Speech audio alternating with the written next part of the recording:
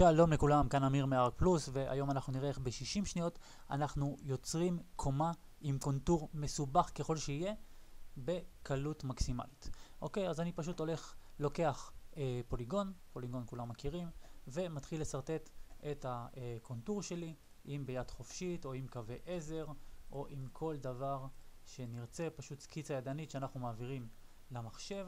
אני יכול גם להכניס פה קשתות וכל דבר אחר שירצה, וסגרתי. זה בעצם הקונטור של הקומה, מבנה או לא משנה מה.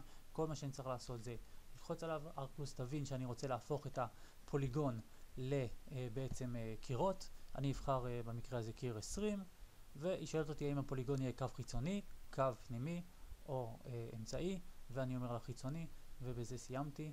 אני מקבל פוליגון שלם, כאשר אני יכול לסדר לו גם את הפינה הזאת שתהיה מושלמת, ובזה סיימנו. אוקיי? עד כאן איך לייצר פוליגון ב-60 שניות, שנבין שהפוליגון הזה הוא כבר תלת-ממדי.